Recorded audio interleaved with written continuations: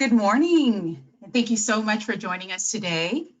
My name is Cameron Green, and I'm the Director of Professional Learning and Communities at Southern California Grantmakers. We want to welcome everyone into this space, and my sincere gratitude to each of you for joining us today for our Family Philanthropy Virtual Town Hall. Before we begin our program, from wherever we join this conversation, we do so with the acknowledgement that we are on native land. In the spirit of honor and respect, let us also recognize the Native elders, both past, present, and emerging. We thank you to those elders for welcoming us in today. Now, to enhance your experience, I'd like to review a few housekeeping recommendations. Please note that all attendees will remain on mute throughout the program. However, you can feel free to use the questions box to submit questions for speakers and our staff. There should be a chat box within your directory that you can click on to submit questions. Additionally, a recording of this session and resources will be made available after this program. Now joining us to provide welcome remarks is President and CEO of Southern California Grantmakers, Chris Essel. Chris? Thank you, Cameron. Good morning. Today I will really miss the warm hugs and friendly hellos at our usual gatherings of family philanthropists. I am thrilled that you are joining us, most likely from home, in record number. Well over 200 family members, foundation staff, and advisors are connected virtually to listen, learn, and lean in. The SCG 2020 Family Philanthropy Town Hall isn't only different because we are physically apart. The world has changed rather drastically in these past few months. Last week, coronavirus deaths in the US reached the sad milestone of 100,000, and the systemic inequities underpinning our current crisis have not changed. That's why Black, Latinx, API, and Indigenous communities are disproportionately impacted by COVID-19. That's why George Floyd, Ahmaud Arbery, and Breonna Taylor were murdered, as countless other Black lives are needlessly lost. That's why our communities are rightfully tired and angry. And that's why I, as a white woman, have the privilege of being safer in the world than any person of color. And yet we have to find hope. This extraordinary time is fueling our work and asking us to question long-held beliefs and modes of operation. It's asking us to hold difficult conversations and fight harder than ever before. I've been so inspired by your timely and creative responses to COVID-19.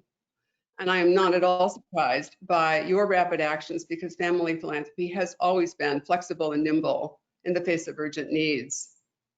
Once again, I am proud to say that every aspect of this gathering has been shaped by you, our members. I'm thankful for the leadership of our Family Philanthropy Advisory Council, our SCG team, Cameron Green and Jan Kern, and the commitments that we all share in our community. At this time, I would like to introduce you to a special guest. His name is James Alva. He's SCG's board chair since January, and he's Senior VP and Market Manager for City Community Development. He will join me to extend his warm welcome to all of you too. Thank you, Chris, and good morning, everyone. As Chris mentioned, I'm James Alva. I was elected by my peers in October of last year to become board chair of SCG starting in January of this year. In preparation, in November, I went to the SCG office and had a meeting with the team, including Cameron and Jan, and we started talking about all the different things that SCG was planning for this year, which included this conference. We knew back in November that this conference was going to happen today, but we would have never predicted what was going to happen between that meeting in November and today. We would have never predicted a global pandemic that was going to lay bare inequities and disproportionate impact. We wouldn't have predicted that we are today with all the unrest and people just being so tired and angry about what has been happening in this country. But the board has really embraced the challenges that are happening in our society. We have 4 board members who are participating actively in today's conference. and we have other board members in attendance. And Family Philanthropy, collectively, you are the largest membership group within SCG. And so your membership and your words are important, not just for what you do, but also to help shape what SCG does as a whole. I was fortunate enough to attend a Family Philanthropy Advisory Council meeting just a few weeks ago, and Shirley reminded me that you all are growing and you're continuing to grow, and SCG is here with you and the board is here with you. And I know that in the last couple weeks, the last couple months, but particularly over the last week or so, we've been asking ourselves, what can we do and how can we help? And I think your participation today in our largest ever attended conference is exactly what you can do. And so I appreciate all of your time and attention and the speakers for being willing just to share and to learn. And so we as the SCG board stand with you, and we're very happy to be here. And with that, Chris, I'll turn it back to you. Thank you, James, and thank you for your service to SCG. I want to recognize our generous conference sponsors who helped make today possible and who stuck with us even when our usual conference became impossible. So we have the George Hoag Family Foundation, the Kautz Family Foundation, the Jewish Community Foundation, Los Angeles, Whittier Trust, Max H. Gluck Foundation, Specialty Family Foundation, Frida C. Fox Family Foundation, and the Josephine S. Gumbiner Foundation. We also truly appreciate our operating and project funders who support the whole staff throughout the year. In particular, I want to give thanks to the family foundations whose operating and project grants helped to fund our year-round family philanthropy programming and our special initiatives. That includes the following foundations: Annenberg, John and Callie, Gold, Hirsch, Conrad and Hilton, Leonetti O'Connell family, Moss, Risa, Roth family, Satterberg, and the WHH Foundation.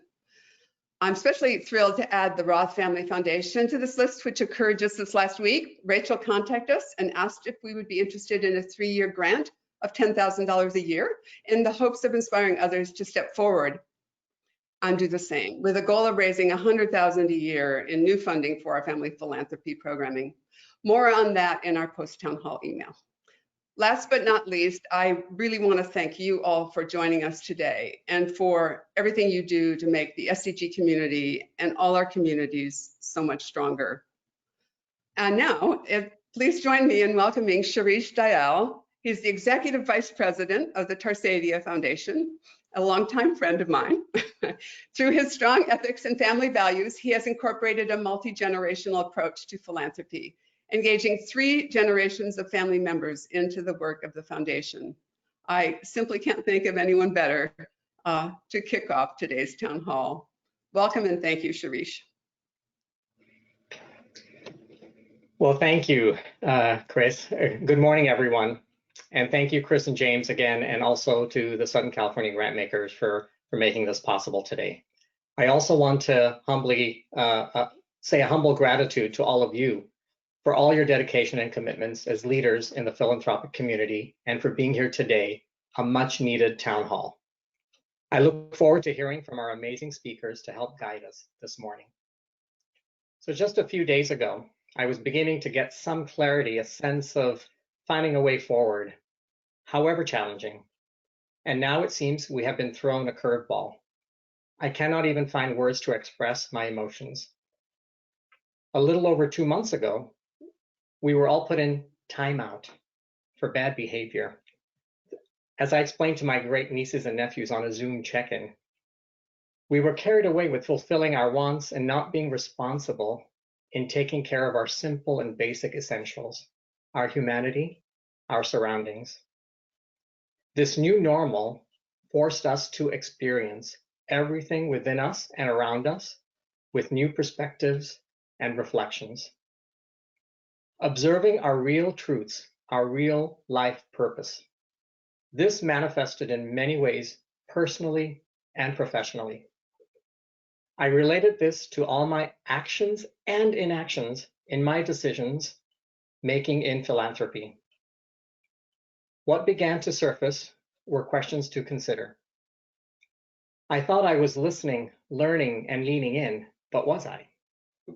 I began to observe our societal interactions and commitments, watching us connect with our partners, our neighbors, and even strangers differently. What changed? Why did we not behave in this manner before? This is humanity's need for interconnectedness. It took a pandemic and a human rights violation to wake us up.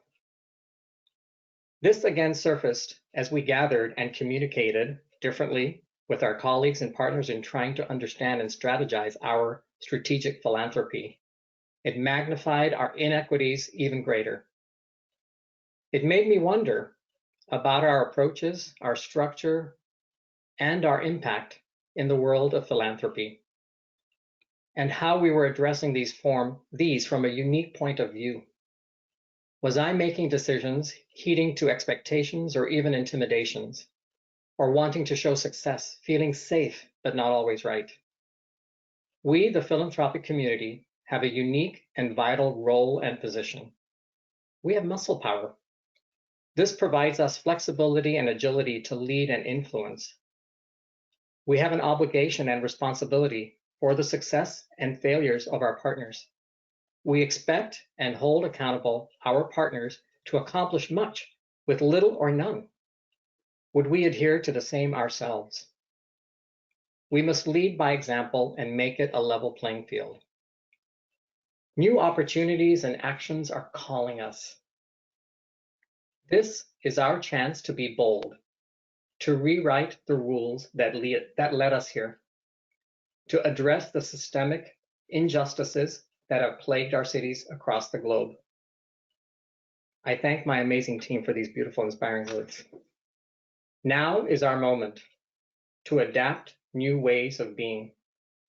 I look to my fellow philanthropists to help guide us to this radically new future. I would like to read a quote by Jacqueline Novogratz. Every day we have a choice. We can take the easier road, the more cynical road, which is a road sometimes based on dream of a past that never was. Fear of each other, distancing and blame, or we can take the much more difficult path, the road of transformation, transcendence, compassion, and love, but also accountability and justice. Let us re-listen deeply with intent, relearn openly and freely without judgment, and most of all, lean in further with compassion and love. I thank you for giving me this opportunity, and I'm super excited about the panel. These are critical times and important, and I think we as a society need to come together and raise our voices. I now turn it over to Sean Escoffrey, Executive Director of Roy and Patricia Disney Family Foundation. Thank you.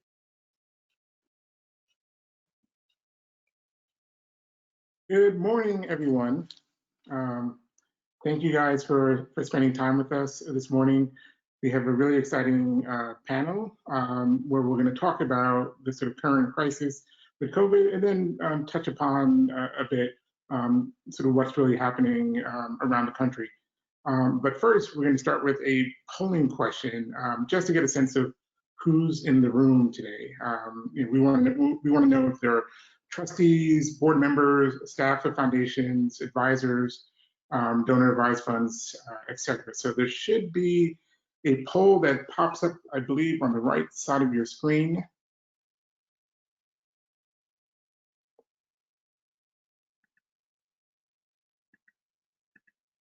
Okay. All right. So the poll should be on your screen now. Again, who's in the room? Select one or more of the following: trustee, staff, non-family member, staff, family member, advisor, consultant, or a donor advised fund or DAF.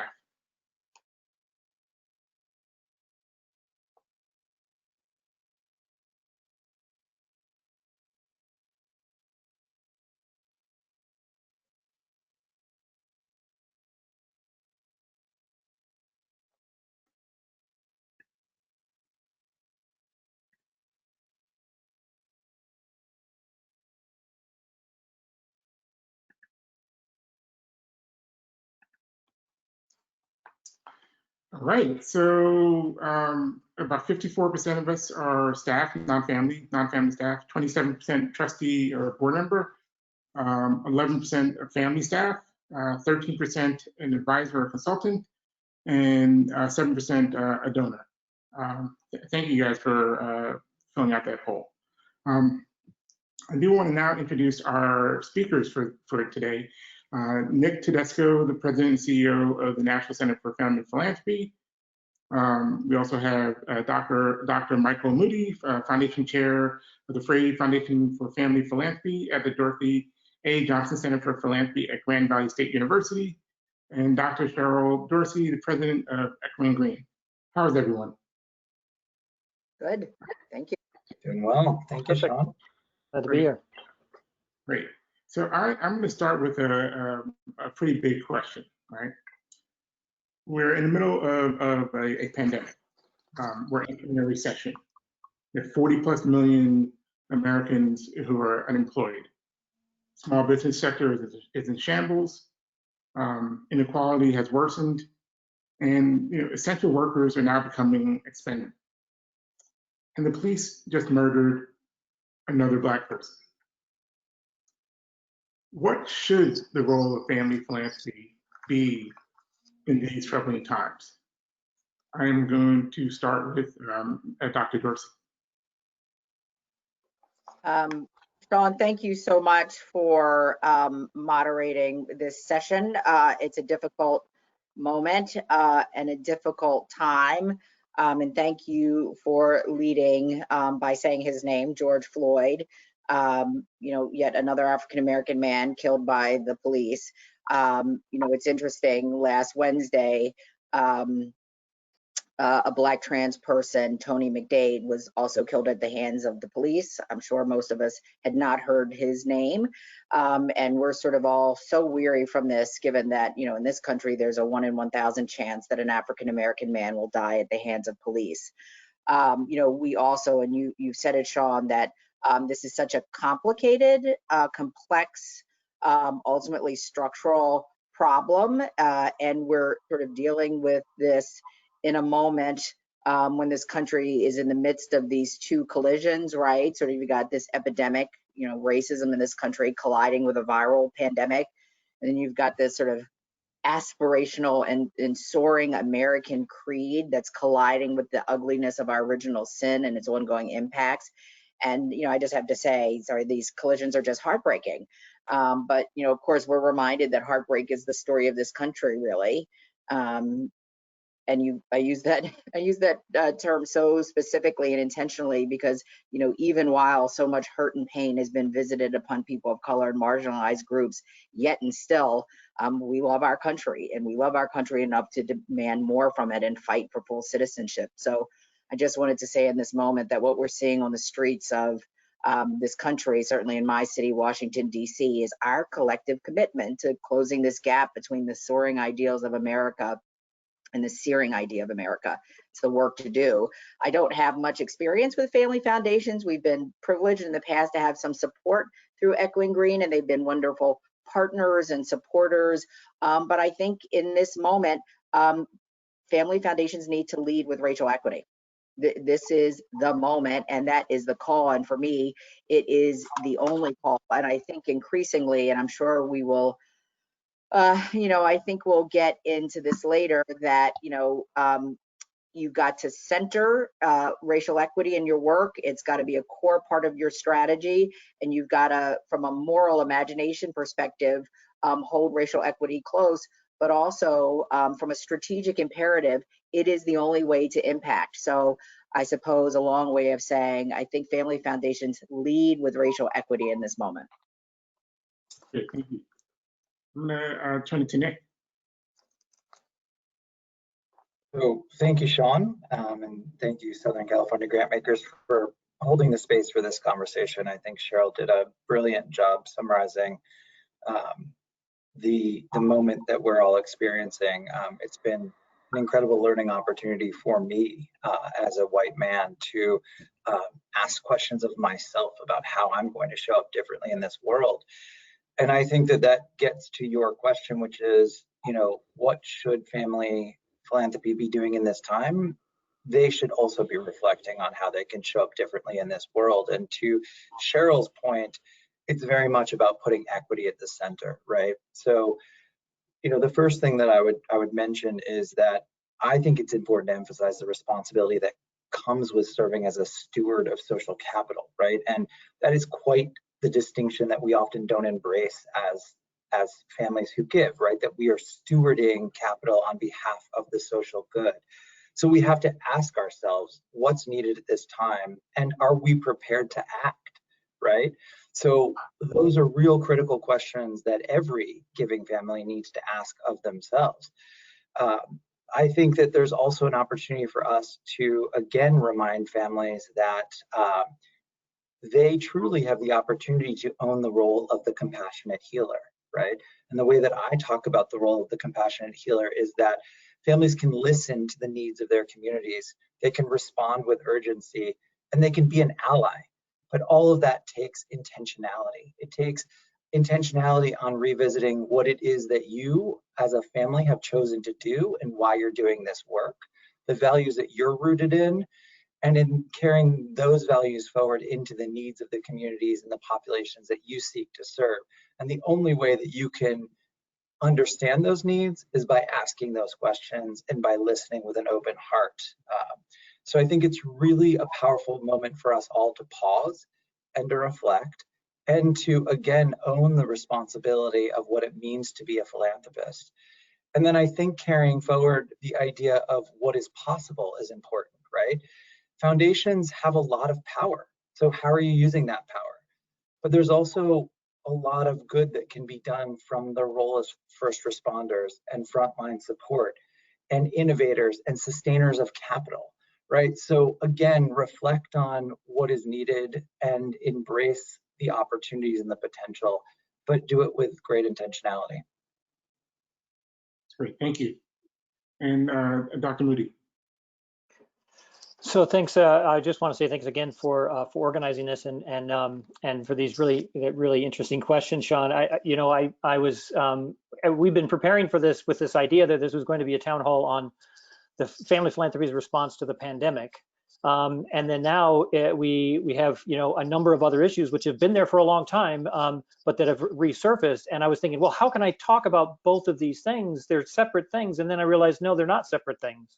They are very much the same issue. We know very much that the pandemic is in some ways sort of revealed all of those. It's almost like we have these pre-existing conditions as a body politic and as a society of structural racism and unprecedented inequalities and other things that the pandemic has not only just exacerbated or revealed those, but it's exacerbated them, making them worse, and it's making a response to them harder. That we already have this precondition. We recover slower because we have that precondition. And so I think it's a really important question. And I guess I want to just say in general that first that family philanthropy really, this could be family philanthropy's moment. We need family philanthropy now more than we've ever needed it in the past. I think this can, both of these crises and this combination of forces can help reveal what ideal role family philanthropy could play in our society. But it's challenging it to do that, to play that role in the right way. I want to pause though and say that and given who's in the room as well, that we're not just talking about family foundations when we talk about family philanthropy, and increasingly the world of family philanthropy is less and less the traditional foundation model and more a lot of different ways. And so I think we want to recognize that when we look at what family foundations or family philanthropy has done in response, it's not just what family foundations are doing, it's what a lot of individual donors are doing, not just donor advised fund holders, but all those people who give to those funds that are set up at the United Way. I just read that the United Way of Greater Los Angeles has raised $10 million, and more than half of that's coming from smaller donors. There's all the mutual, let alone all the sort of community care and mutual aid work that's being done by individuals acting on of their own volition with their neighbors to do good in the world, which in my definition counts as family philanthropy. So we want to think about what everybody can do, not just those who sit in that privileged position of family foundations. And when we think about that, how can family philanthropy live into this promise, family philanthropy broadly conceived? I think we want to recognize that family philanthropy has distinctive assets and strengths and distinctive challenges. And I can go into some of those in response to later questions, but I think there's certain things about family philanthropy that give it the opportunity to rise to its potential in this sort of crucible moment that we're in right now. And I hope that we can do that. Great, thank you. I'm reminded of this moment, and because so being in a crucial or critical moment has happened time and time again. I was at a foundation when Freddie Gray happened in Baltimore. We saw what happened when there was a natural disaster with Hurricane Katrina. And there are these moments where we sort of constantly talk about the things that we know in terms of the inequalities and sort of systemic racism. And we're always looking perhaps for philanthropy to finally get it, or to step up in the correct way. So I was sitting this week on Monday night in handcuffs, having just been arrested for violating the curfew in LA, sitting there for close to 7 hours in a police vehicle. And I had a lot of time to think about this moment that we're in, and running a foundation and trying to figure out what's next. So I want to ask a question about how do we actually advance the ball or push the needle and move beyond rhetoric and move beyond a statement and to really changing practices. I'm going to ask that question to Nick. I know that wasn't on the sheet, but yeah, if you just sort of just take a shot at that question. Yeah, so it's a great question, Sean. I think you hit on the point, right, which is it's about dialogue. So a couple of things. One is I always talk about the fact that most families, I would argue, if not, the vast majority of families, and I hesitate to say all, but close to, are coming at this work to do good and to do right by the communities and the populations that they seek to serve. But philanthropy is difficult to do well, right? It's, you can certainly do good, but, are you going to do it well? That's the question. And I think that what we need to do to move beyond this moment is, first of all, open up a conversation, an open and honest conversation in the field of family philanthropy about what we've historically not been doing. And I think we need to think about the fact that we need to better equip donors and their families, their staff and advisors to come from a place of informed action. So I would argue that we are in this position for a few reasons, but one is not for a lack of intent to do good. It's a lack of the tools and the resources to carry that intent forward in an informed way and actually serve the communities and the populations that these families are inspired to serve through a way that is informed by those communities directly, right? And this is the crisis of time, right? Most individuals and families that are pursuing their philanthropy don't have the time to go in and don't have the tools and the knowledge and the confidence and the resources to ask the questions and to farm the information and to adjust their grant making strategies in accordance with ultimately the objectives of creating more equitable outcomes. And so how do we start to provide those tools and put them in the hands of those who wield the power? And at the same time, how do we have a conversation about what we haven't been doing, what we haven't been focusing on, and what is needed, right? And I think we'd be hard pressed to find that anyone in our community wouldn't acknowledge that social problems continue to persist, if not worsen, right? Education, health, the environment, you name it, right? These problems are getting worse. And so I think that we're in this moment of reckoning, right? We acknowledge that things are not working. We're starting to ask the question of why are they not working? So we need to advance that dialogue and identify that they're not working because of, biased and broken systems that are not allowing for enduring change. And then we have to dig deeper and ask how we address those systems. But then acknowledging it is not enough. We then have to put the tools in the hands. So I think that it's a powerful opportunity for us to start to create blueprints and roadmaps to empower donors and their families, their staff and advisors to act from a place of information and preparation. That's great. I want to encourage the audience to use the chat function to ask questions, and I believe there's a raise your hand feature as well.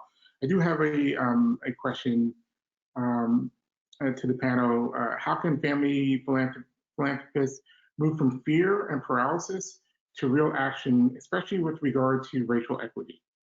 What are the first steps to take? That's a big question. I'm gonna turn it over to Dr. Dorsey. I know you're not in the philanthropy world, but I know you have opinions about it. Sure, I do, and I appreciate that question. Comes from a place of care and action.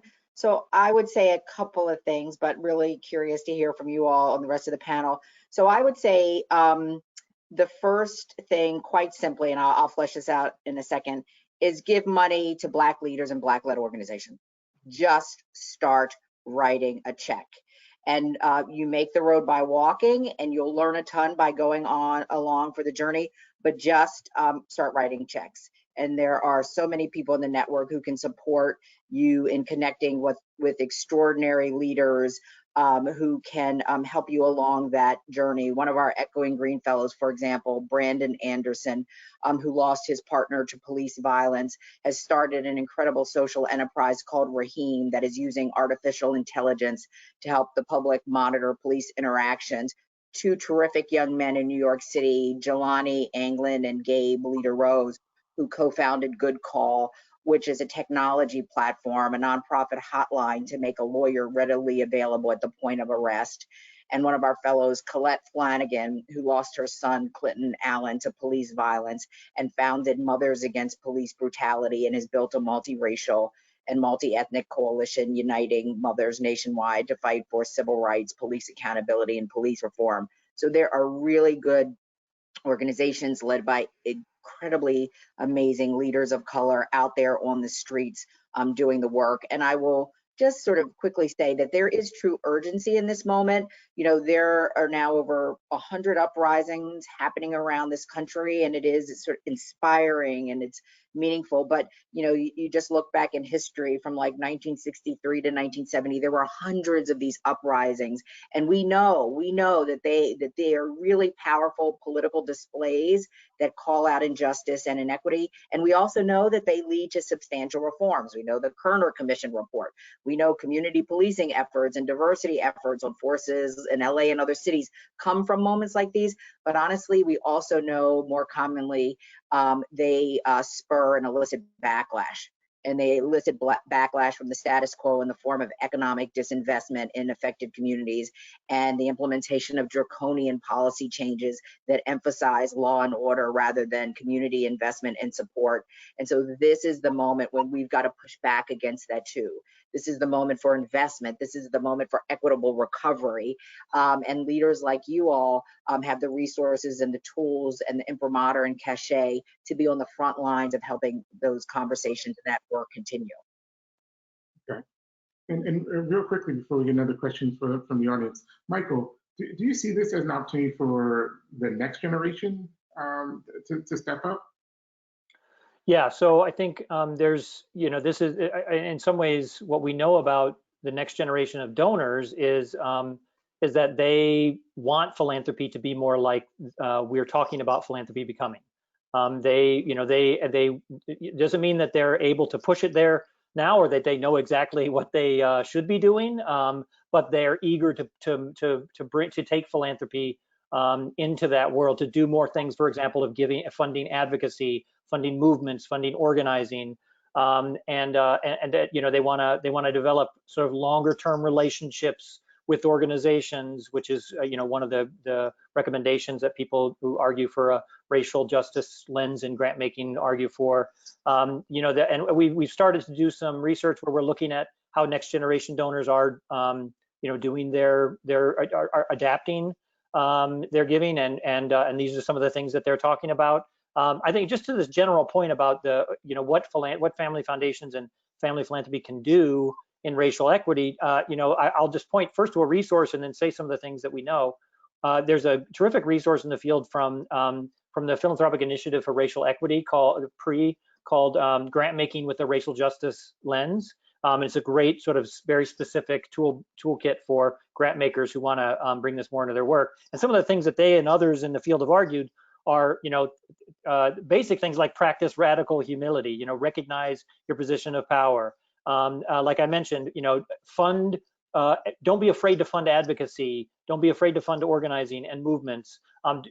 Take risks on smaller, newer organizations, because those who are doing the best work in the racial equity, racial justice field are often, they don't look like the traditional nonprofit organizations with the reserve fund that you would require for your financial analysis, in the way that your normal practices would say, well, we're not gonna take a risk on them because they don't have these qualities that our due diligence always tells us to look for. You need to take some risk and change those norms of how you evaluate potential grantees. I think the thing that Cheryl mentioned, funding talent and funding those leaders. What's Saul Alinsky is sort of the forefather of community organizing, called organic leaders, right? The people in the community who are already embedded and working deeply they not only know the issues, but they're connected and they know how to organize in those communities.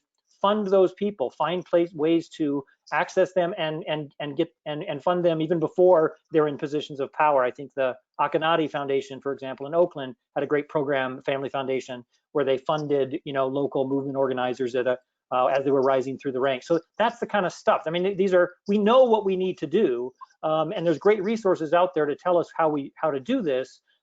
It's just a matter of getting people to take the risk to do it. And I think the last thing I'll say is that I think when we talk about moving family philanthropy toward more racial justice giving and practices, the biggest challenge is that, as Nick said, it's not that they don't want to do good, it's that they're super afraid of doing it badly. They don't want to take that step that's going to potentially put them out there in a way that could challenge them. We know that that's the challenge with a lot of family donors, is not that they don't believe in the principles, it's that they don't trust that they're going to do it in the right way, and they don't want to do it wrong and exacerbate the problem. And so that's what we got to overcome with resources and information and such. And Sean, I'd love to just jump in and add two quick additional points, just to underscore what Cheryl and Michael said. One is, I would encourage families to talk to their peers, right? So reach out through networks like Southern California Grant Makers and any one of us here on this panel to say, I don't know what I don't know, but I know there are people out there who can help educate me on this journey, right? We are a community. This is the power of community. We need to help each other out. We need to lift each other up. We need to bring each other along this process of education. The other thing I would say is leverage trusted intermediaries. There are people out there that are doing this work, that are experts in this work, right? Headwaters put out a fund, right? There are a lot of really great people that do this work well and have been doing it for a long time. Use the expertise and use it well. And another resource I'll point to is NCRP and Aaron Dorfman's group put out Power Moves a number of years ago, which is a curriculum to really allow people to reflect on this work in their own lives. So I would add that. I'll just say Nick's group, NCFP, also has a whole page full of resources for family foundations and philanthropists who want to start focusing more on the racial equity in their giving and their practices. That's great. And I want to stay with you, Nick, and just ask a two-part question. One, looking at the current pandemic and sort of some lessons learned, are there some best practices that emerged in giving with family foundations? And two, has any of that turned into sort of pushing on the political process, perhaps in funding 501c4s? and looking at how do you support sort of political movement building? Yeah, great question. So I'll start with the first one. I do think that this, and I believe it was Michael who said, this is such a critical moment. It feels like a sea change moment for the field, and I hope that we embrace it. We're starting to see some of these practices, these enlightened practices emerge out of necessity, and let's hope that we continue to carry them forward. So first of all, I would say that the crisis is really escalating a conversation on the form and the function of philanthropy. And I say that because we're both looking at kind of the timeline of giving, right? The traditional form that it's taken and the approaches, as well as the function, what are the objectives? And so I think it's been really powerful to see people revisit their objectives to give first and foremost, and reflect on what they want to see as success. Like, why are they doing this work, right? And we're starting to see people ask that question. Similarly, we're starting to see people reflect on their timeline, right? And actually ask themselves how to justify a more patient approach in a time of absolute need. And I think that that's a really interesting framing that we're hearing people visit, right? It's not looking at just the status quo, but it's looking to justify why you might stay with the status quo. But more directly, to answer your question, I think we're seeing a lot of families challenge the approach that they've historically leveraged, right? An approach that was born out of restricting support and maintaining control, and having very strict benchmarks in place and pacing out that support over longer periods of time. What we're now seeing is that it's requiring trust, right? Trust in those who direct the dollars, trust in those who are informed. But it's urging donors to listen to the needs of the community. And I think in many ways, this pandemic is serving as a bit of a learning catalyst. And I think it's challenging people to do more and challenging people to do it better. So we're starting to see people like leveraging the trust-based giving that Carrie Avery and her incredible team and group have come to the forefront with, right? We're starting to see people think about loosening restrictions and establishing that trust. We're starting to see people put more dollars to work, leveraging trusted intermediaries. And I think that what we're seeing is that through the necessity of doing this work now, you start to build a muscle that hopefully will continue to be flexed, right? It might not feel so new to people. And so my hope is that we carry this forward. Your question about does it shift the way that people do their grant making in regards to advocacy? I had a really interesting conversation this morning with a funder of a very significant foundation who actually mentioned this in his own journey, in their own respective journey. And he talks about how important it is to think about looking at the underlying systems. And he talked about the fact that the foundation has been for many years focused on education and running programs to ensure that access to education is available and quality education is available to all people. And what the foundation has started to look at is how they can now address those systems that quite honestly are preventing their programs from being successful. And so what I think you're starting to do is we're starting to see people move from the tactical to more of the strategic, from the place of asking kind of why are our programs and the programs we support not being successful in the long run. And I think that the answer that we're hearing is because the systems that prop up these programs are not set up to do so in an equitable manner. So what we're seeing now is people saying, how can I address those systems? The problem is, and I'll end with this, is that it's highly intimidating for people to put money towards and address structural barriers and address the repair and reform of systems. So we have to make that more accessible. And there's many ways that we can do that, but I do see an appetite for that. Great. And Cheryl, I know you know all too well about the challenge philanthropy has in funding organizations led by people of color. I'm wondering if that is also carrying over to investing in social enterprises or businesses, you know, that Echoing Green is seeding and that are run by people of color.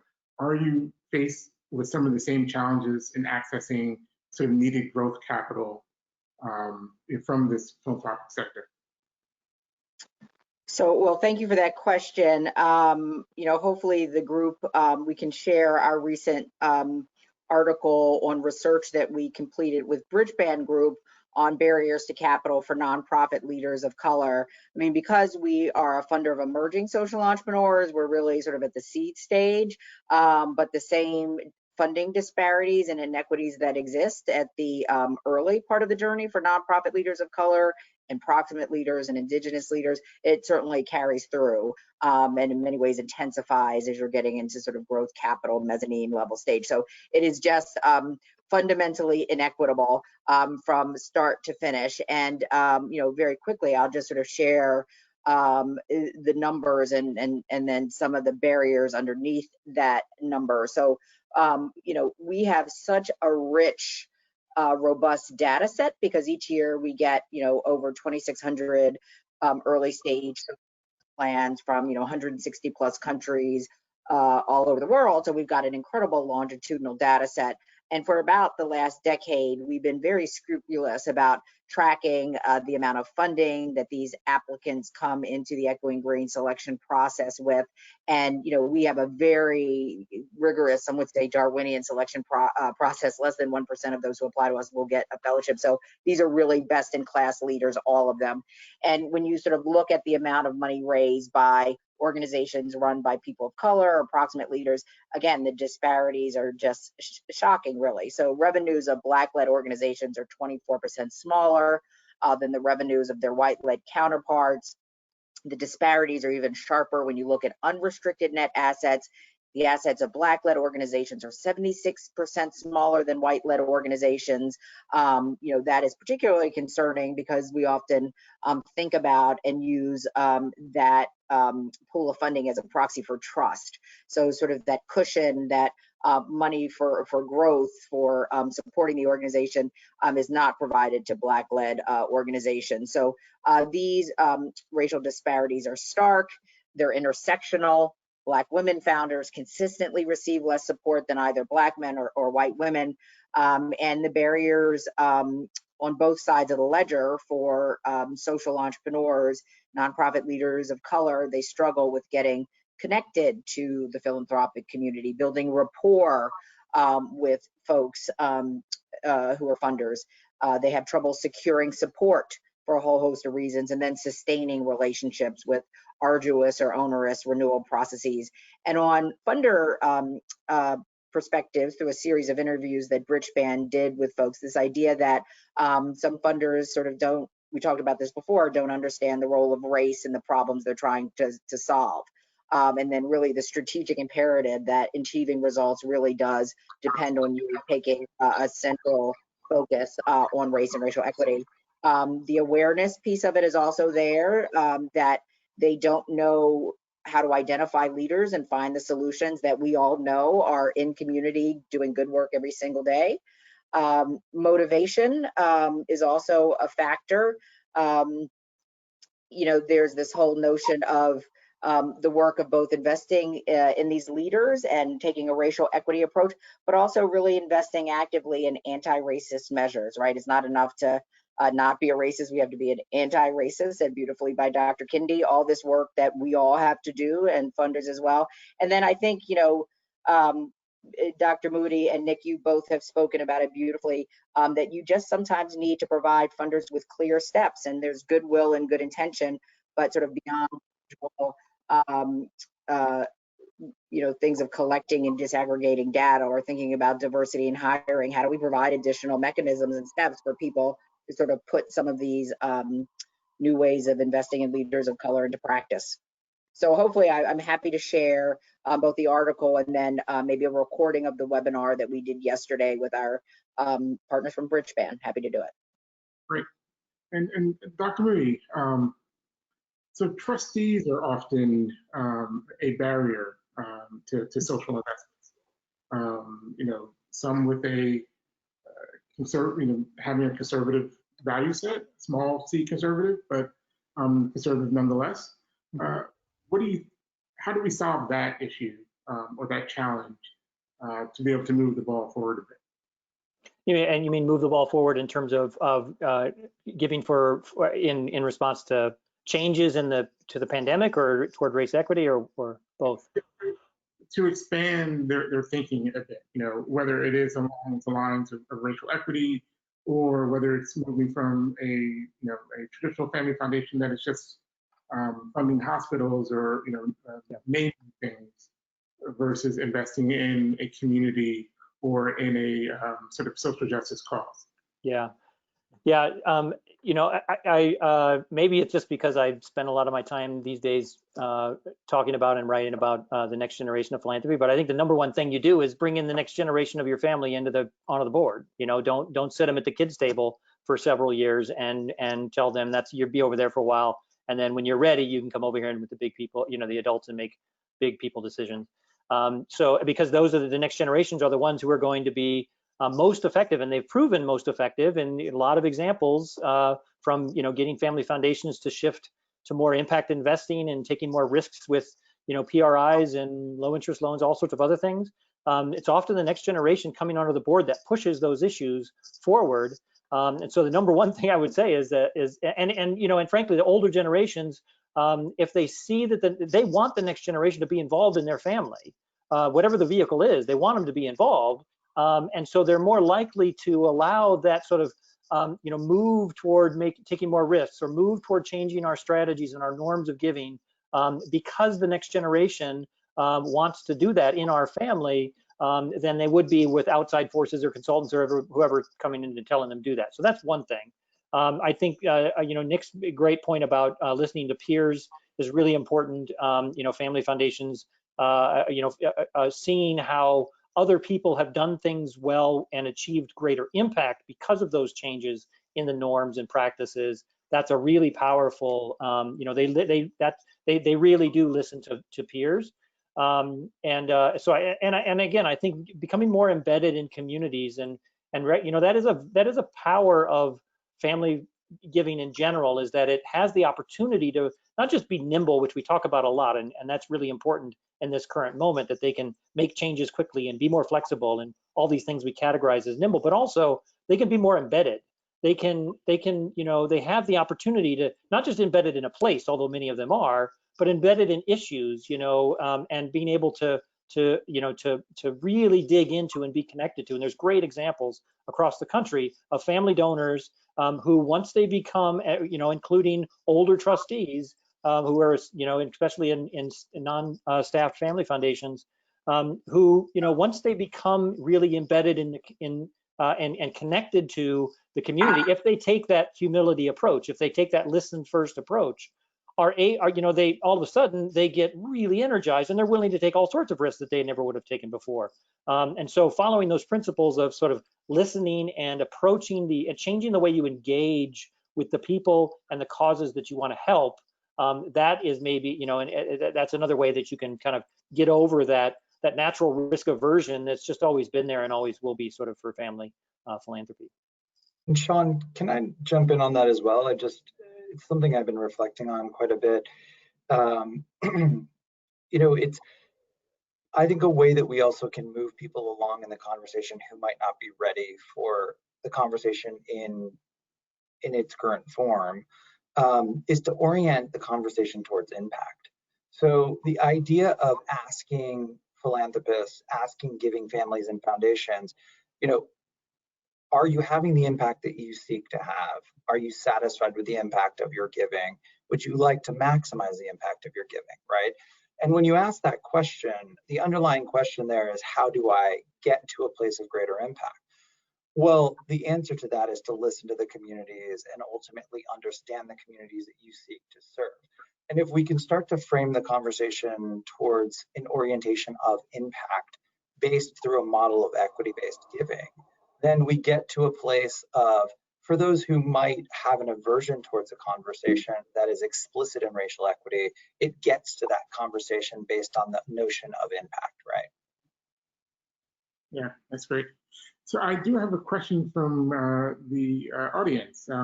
Gilbert City, if you can turn on your microphone and feel free to ask a question to our panelists.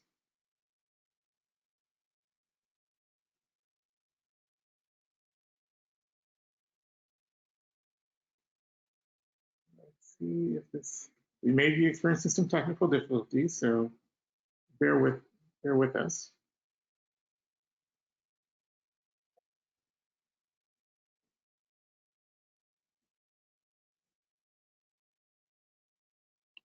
Okay, well, while we wait for staff to figure out a challenge with microphones, I do want to ask another question about this pandemic and back to the lessons learned and moving forward in terms of the 2020 election coming up, the recession coming up, what's happening in terms of civil unrest. Are you seeing the potential for fatigue amongst family foundations to be engaged in these social issues over the long term? Let's go with Dr. Moody. Well, so there's the practical empirical question of is there fatigue, and and I'm sure that's we would certainly find that. But then there's the normative question of should there be fatigue, and we know the answer to that, which is that there shouldn't. This is the analogy I was thinking of just now was that there was this particularly critiqued response by donors to something when the Notre Dame Cathedral went up in flames, and there were billions of euros that were given, or millions, hundreds of millions of euros were given, and everybody was critiquing that for other reasons, but it was sort of like a one-time let's give a lot of money and that's going to address the problem. And I think the challenge here is people thinking about the current, either the pandemic or the crisis of police brutality and structural racism that are persistent. These as kind of, okay, let's give a lot of money, which is happening in Minneapolis and other places. Let's give a lot of money, and then we'll go back to doing the way we did it before. And that I think is the biggest challenge here is realizing that these have to change the fundamental norms of how we do our work in a lot of different ways. Not just how you change your giving, giving more, changing your reporting requirements, giving more operational grants, all those things that we know are being advised right now in response, particularly to the pandemic. Changing your engagement with communities, which I've talked about, and we've all talked about how we can do that, especially with race, on racial issues. Changing your internal governance, but also just sort of thinking about how you can change your practices going forward in the future. And I think that for me is the big question now is how can we, not how would we respond right now, but how do we respond 6 months from now, when the pandemic is hopefully calmed down, and when people, the riots are not happening, but the killings probably still will be. So I want to ask this question for everybody. So how do we get families that control majority of the financial resources in the country, if not the world, to invest in a way that doesn't perpetuate injustices? It's a big sort of pithy question, right? So it speaks to where the endowment is. It speaks to banking relationships and resources. A lot of us in the philanthropic sector and the nonprofit sector will bank with a traditional bank, despite histories of redlining and other sort of negative impacts on communities of color and low-income populations. But there hasn't been a willingness to really shift the way we see our resources, the financial resources, or how it's managed, et cetera. Yeah, I'm happy to jump in. I've been giving a lot of thought to this question, as I'm sure we all have as well. And then reflecting on what the role of NCFP is in this. And it's a role of partnership. So what I would say is it's elevating a conversation and that conversation needs to happen across many partners and as one community. So how do we come together as the philanthropic community, and how do we talk to each other about what's needed at this time? And not just at this time, but what have we not long been neglecting? How do we reorient ourselves towards a place of addressing, you know, the continued problems of the world through an equity lens, particularly a racial equity lens? So I think the conversation is going to be really important. But then I think truly it's illuminating a path forward that in many ways feels accessible to donors and their family, their staff, and their advisors, right? Again, I come back to the idea that, you know, most people want to do the right thing here, right? Most people want to, in fact, address these challenges through an equity lens. I keep hearing from people that say, I just don't know how to do it. And I'll give you a really quick example. I was on a call with a family, a place-based philanthropy, who's deeply rooted in their community, has been doing this work for generations, a couple of weeks ago. And this was, you know, in the midst of COVID. And the family said, you know, we are for the first time starting to understand the role of systems, but we don't know how to start to address that work. And so I think we have to illuminate a path forward. And I think that that's going to be coming out of a conversation. And then we have to start to take this out of the self and think about how we collectively move forward as peers in the philanthropy space. Great. I'm gonna, Cheryl and Michael, we have about 4 minutes left. So if you guys can provide a 1 minute answer to that question. Let's go with Dr. Gerson. Sure. So thank you. I appreciate this conversation. Thank you for including me. So in terms of adding to a list of resources, Echoing Green participated with a number of social entrepreneurship organizations and McKinsey on a report called Embracing Complexity, How to Think About Systems Change. And I think it provides a wonderful 5-point framework on how funders can think about doing the work differently. So added to the list of the wonderful resources that have been shared by my fellow panelists. And then at Echoing Green, we've sort of been doing work around racial equity for a number of years.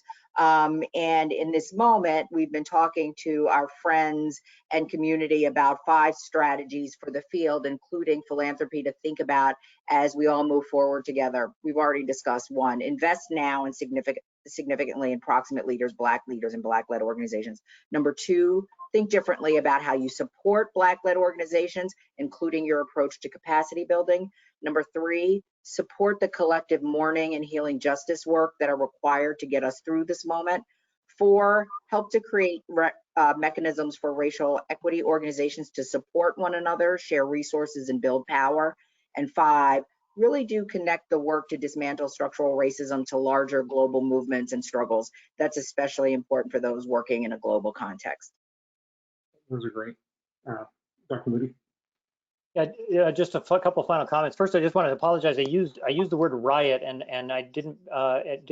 When it came out of my mouth, I realized I didn't mean to use that word. So I know that we've had a long conversation about why we shouldn't be using that word. So apologize for that. But I did want to say that, you know, I do this a lot, and a lot of other people in the field do this. We talk about this moment that we're in as this golden age of giving, right? And we talk about, you know, we are in a moment when and a golden age because there's so many resources because of inequality and you know and wealth transfer and all these other things. But there's just philanthropy and giving has more resources, more stuff being given, and it's an incredible time of potential for the golden age of giving. And because of the tremendous innovation that we know is happening, especially with the next generation, but in a lot of other ways with impact investing and social enterprises and all these other things that are changing. So this is a really important historical moment. But I think in order for us to really ultimately ever call it a golden age, we're really going to have to not just give lots of resources and do that in new innovative ways that make the front page of the Chronicle, but that we address some of these systemic issues, these root causes. You know, philanthropists have been talking about addressing root causes and addressing structural systemic issues for a very long time, and they haven't really done a very good job. And so if this is going to be really the golden age, we're going to have to use all the resources, whether it's philanthropic investments or others, and we're going to have to innovate, but we're also going to have to address systemic issues and structural issues in a better way. So let's hope we get there. Absolutely. I want to thank everyone. I want to thank you guys for participating in this panel. This was a great discussion. There was one sort of last question that sort of snuck in there that we won't necessarily have a chance to talk about, but there was a question about the challenge of doing systems change work versus direct service work. And this is always a conversation within philanthropy if you are really committed to sort of winning, right? Winning and getting to the change that we seek, you have to break down the systems and sometimes build new.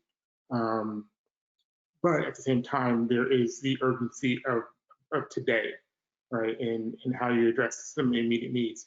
You can do both. Just don't forget about the systems change piece. And I think because that is the hardest piece to solve, and it's the one that does not come with the metrics that are sort of measurable and tied up in a little bow, it's often overlooked or sort of deemed too difficult to solve. So I just challenge everyone who hasn't stepped up to do systems change work to add that to your portfolio, in addition to making sure that you're resourcing some groups that are doing direct services. Thank you guys again for taking the time to speak with us. And I want to turn this over to Cameron, who will introduce the next panel. Thanks, everybody. Thank you, Sean. Thanks, everybody. Absolutely. Thank you, Sean. Thank you, Nick. Thank you, Dr. Michael Moody. Thank you, Dr. Cheryl Dorsey. We're so pleased that you could join us today for a very engaging conversation. We will now invite you to join us for a brief break. Please feel free to turn off your camera, breathe, cast your gaze away from your computer. Please enjoy a brief pause, and we'll resume our program in approximately 3 minutes. Thank you.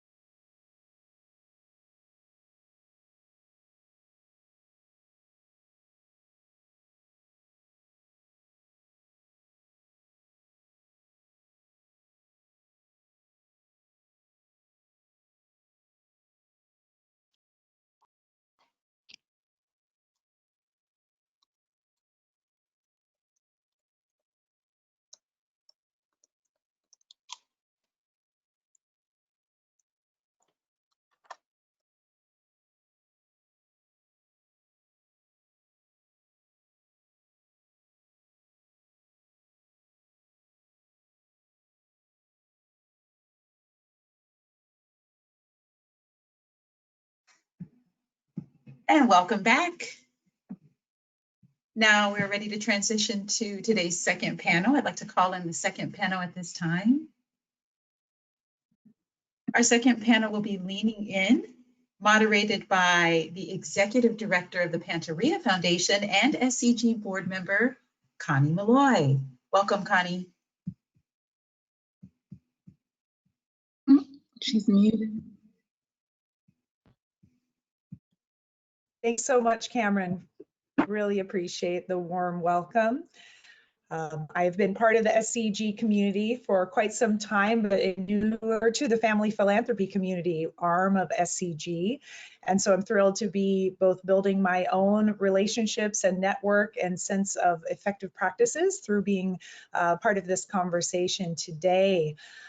I was just several months into my first stint in family philanthropy at the Pantaria Foundation when the pandemics of coronavirus, increasing poverty and economic volatility, racism, again, that's long been part of our lives here in this country, have come again to a head. And like many of you, we at Pantaria are facing similar questions around where do we go next. At Pantaria, our funding currently focuses on supporting many social movement leaders through expanding democracy and building sustainable food systems. And we have many more questions than answers, but what we do know is the time to be bold is now. And this panel will really pick up where the last left off in terms of what are we all doing once we leave these panels and go back to our own foundations. What are the changes that we're able to actually implement now that move us away from the status quo that is killing our people and killing our planet. So with that, I'd like to just kick off with a poll. So if I could ask SCG to bring up the poll question that we wanted to propose, which is, this is anonymous. We won't put names to your answers. So how has your foundation shifted grant making practices over the past 3 months? And you have several options there. One, have you changed significantly? Or have some changes? Are they beginning to be made? Or are you just beginning the conversations about making changes now? Or this is not yet an area that we're considering. We hope this panel will help inspire those of you who may not have been considering it yet to dip a toe in. But if we could just get you to respond, it would give us a good sense of what our baseline is as a community.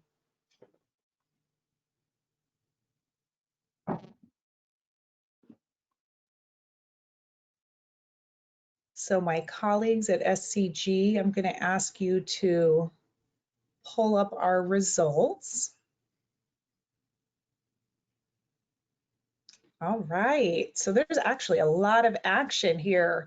We have the largest number of you, over half, say that some grant making practices, some changes are beginning to be made, which is just really exciting. Grant making practices have changed significantly in 22% of our community. And then another 18% have begun the conversations, which is just so critical, taking that first step. And around 6% of you have not yet considered shifting grant making practices. And we really appreciate you also being part of this conversation as we continue to grow and share and learn together. So with that, I'd love to see the beautiful faces for our panel. So this group of leaders are really doing things. They began these conversations long ago, they've made some changes, and they also have ambitious changes on the horizon. And so I'm just so honored to continue learning with you today. So I'm joined today by Sparks. Well, great, I have all the information here. So Sparks is Executive Director of the Masto Foundation, actually joining us today from the Bay Area. Welcome. We have Xenia Emmanuel, who is my neighbor, I recently found out, Director of Operations and Programs, WHH Foundation, not far from here in San Marino area. and Alexis, who evidently does everything at the Frida C. Fox Family Foundation. She wears so many hats, and we look forward to hearing more about what it's like to be a trustee, a program officer, and a junior board advisor. So with that, I'd love to turn it over so we can make the most of our time together. And, you know, Alexis, I think I'll actually start with you and just say, who are you as a human? Because family foundations are so personal. And who are you as a human, and who are you as a funder? And please, as we go through this, introduce your pronouns into the conversation. For sure. My pronouns are she, her, and queen, so feel free to address me by any of those. I will start by saying the great poet Nair Waid said, "All the women in me are tired." And that is how I'm feeling today. All the women in me today are tired. So just so you know where I'm at head-wise. As a human, I'm a dark-skinned Black woman who is disabled, who has to bring her white adoptive mother with her to medical appointments in order to be heard. I'm a former foster kid. I'm someone who lost their first boyfriend at age 16 to police violence, and that anxiety goes with me into every relationship that I have. And I'm someone who is constantly working in all areas of my life to try to open conversation and be there for people who need more understanding and learning around the injustices and the systemic racism that we're dealing with.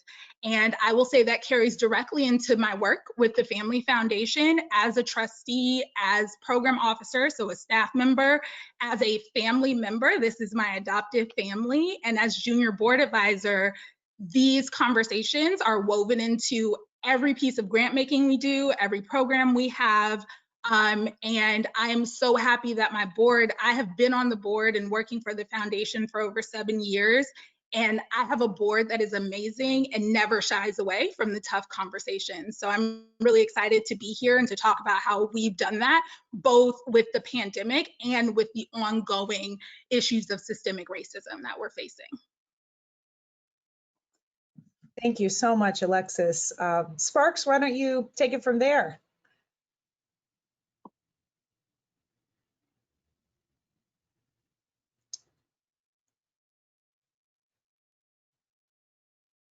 We might be muted, so I'm going to pass it to Xenia. Feel free to keep testing while we hear from Xenia. Fingers crossed this works. Okay, you're good. Thank you, Connie, and thanks, Alexis, for that. I know that we've had even side conversations many months ago, pre-COVID, pre all of this, about a lot of these issues and just our, roles in our family, in the Family Foundation. So myself, as far as my role in philanthropy and kind of my path has been, my parents are from born and raised in Mexico and were immigrant families coming into the United States, first generation. My dad went from passing his, doing his rotation and everything in Mexico to coming to Arizona and delivering pizzas. And so it was a very humbling experience for my family, but they always ingrained giving back. And so while we did not have the means to give in monetary ways, I was always able to contribute my talents and my time. And that's something that's really ingrained in the WHH Foundation. So while the other panelists are family members, I'm very close to the family, but I am the only non-family member. And so our founder is with us. He's a very active part of our foundation. We're 4 generations, with the youngest being 1.5, I believe. Maybe 2, 1.5. And so we focus a lot on education and really using that prism to allow family members and all, 3 generations that are active to give back and kind of find their causes and their passions. And we fully support them in the different, initiatives that they've tried to take. So happy to be here today. That's great. All right, Sparks, let's give it another go. Okay, great. Am I unmuted? Everyone can hear me. Okay, wonderful. Hello, and thank you so much for having me here today on this panel. And I'm so pleased to be here with my other panelists, and thank you for inviting me. So for me, who am I as a funder and a human? I am a queer, multiracial woman in the field of philanthropy. As mentioned, I'm executive director of my family's foundation, the Masto Foundation, which is a 3rd generation family foundation rooted in the Japanese American community. I'm also a next gen person who learned about my family's foundation when I was in my mid-20s. And being a social worker and wanting to be involved in the social justice movement, I wanted to learn more about how philanthropy and social justice intersected, which led me to actually going to the town where my grandfather had his farms and his company, and learning the really amazing history of how he and my grandmother during World War II escaped the internment camps, volunteering to farm for the government. They later then were able to leverage that opportunity and their privileges to set up a farm and accumulate more wealth. I also, in going to the town, learned about who my grandfather was as a philanthropist. That even though he never would have called himself a philanthropist, he would have called himself a farmer, gambler, or a community member. I learned that he was doing these things that we would now call strategic philanthropy, like creating a safety net fund for his workers and letting them buy into the company, by doing the first challenge grants for the local hospital and community college. I learned how he was doing these things with just a high school education, and also how he relied so much on allies and during that time, other businessmen, predominantly white businessmen, to physically go out and speak on his behalf, as well as help him navigate the systems, the financial and legal systems, which allowed him to maintain the wealth and set up our family foundation. So when I began working in the field of philanthropy, the first thing I really tried to do was find community, and the first thing I tried to do was find a community of other folks of color in family philanthropy, where I learned actually that it was very challenging to find community. So the transition of my thinking, or the evolution of my thinking, really first was questioning, well, why are there no people of color in family philanthropy? With more time in the field, I started thinking a little deeper. Well, what is it about the field of family philanthropy that has denied access, made invisible, or created barriers for people of color? Then a few years later, more digging even deeper, I started to think about, well, really, what is the impact of this? How does this lead to disparity, perpetuate inequities? And now, as the ED of my family's foundation, I'm really just trying to synthesize all of this and see, what can we share and what can we learn from others, and how can we change the status quo? And so I will go into this deeper in later questions, but that's a little bit of background about who I am.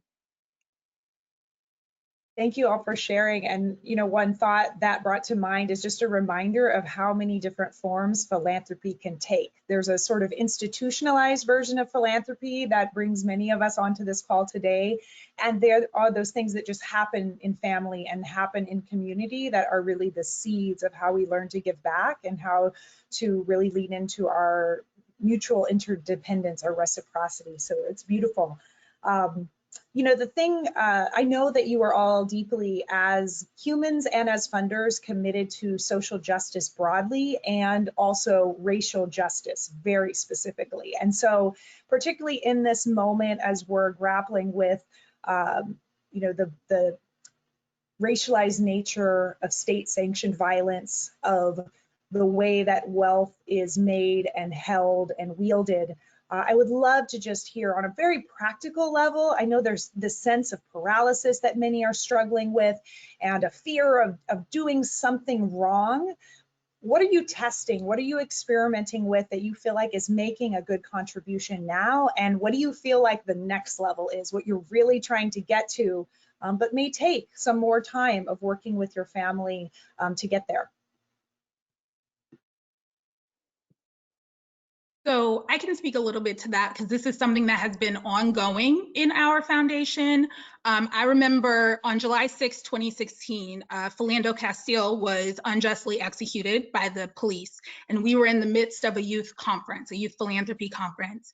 And so the next morning, as we began the conference, we decided to have a moment of silence for Philando, and our youth who run the conference asked for a moment of silence for the room, because there were very many youth of color from different nonprofits who were there. And a family foundation got up and took their kids out of the conference. And they later said to my executive director at the time that that's not what they were here for. They were not here for, politics or anything about, that kind of thing. And it reinforced to me that, one, we haven't gotten very far, but two, even the smallest action, a moment of silence, that meant so much to our young people who were grieving that day, even that can put people in a place of fear and defensiveness. And so oftentimes when I think about our work, I think even about the smallest things that you can do within your work that, one, can help expose who's around you and what their position really is, but also can help push people to another level. So for an example, our junior board is ages 8 to 22. And a couple of years ago, we did a grant theme that was Girls Forward. And we wrote in the grant description that this included all female identified people. So trans, non-binary, whatever, wherever they were on the gender description, we included that in the grant announcement that went out. And several organizations emailed me and were like, thank you, because we would have had to ask the question and you put that in there, ahead of time. So I think, and that came straight from our young people. And so I think that as organizations, we have to also look at the day-to-day things where we are not examining how much further we can go. And that can be small. It can be really small just as part of your grant announcement, and it can also be much larger. But I just want to share that.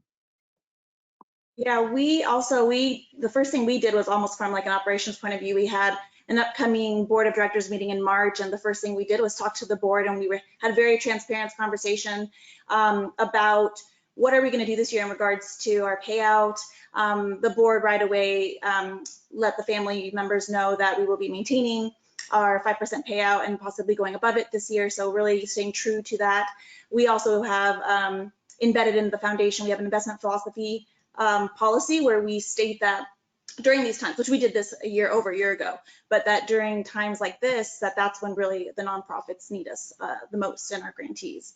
And then after that, our president, which many of you know, Bernadette Glenn, she wrote a call to action, and it was basically how to do grant making during COVID and the different approaches you can take, whether you're a first-time grantor or a seasoned grant maker. So through that, we were able to collaborate on a grant to an existing grantee who's also a partner of Southern California Grantmakers, the Black Equity Collective. And they're a collective of Black leaders and Black funders who partner in funding Black communities as well. So they were already an existing grantee, but we were able to get together and really collaborate and give them even a bigger, more impactful grant because of everything that was happening.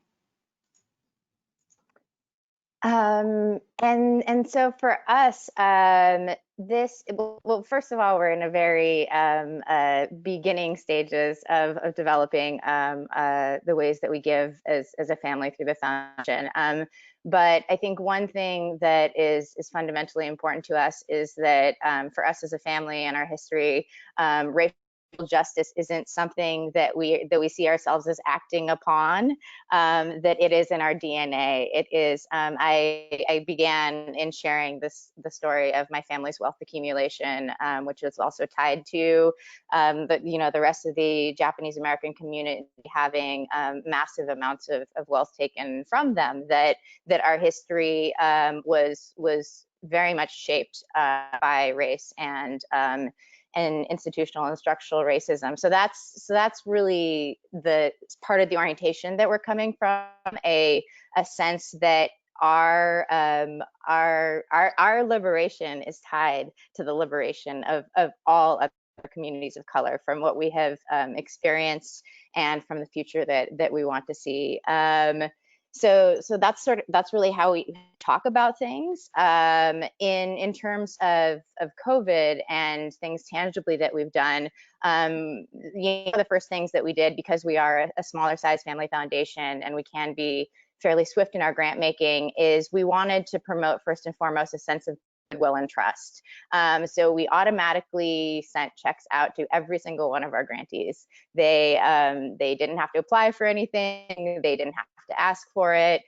We recognized that that COVID was putting in, different challenges on all of their plans, and if nothing else, a little bit of money that they didn't expect to come would help. And also, not having to ask for it was very, very important to us. So that was one of the things we did. We also we already don't require grant reports because in our family, our culture of giving, in the Japanese culture of giving, it's not transactional.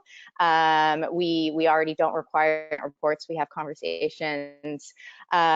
We created even more flexibility with our grant making. We also recognizing that we have the risk capital to expend and that our grantees might not have as much flexibility. So for all of our grantees where we had told them that they would be getting renewals, we allowed them the option of next year selecting their own trigger for their funding. So on January 1st, they could say to us, we really need the money now, or, September 1st. We also recognized that because of other funders and funding sources that we needed to be flexible because we could be flexible.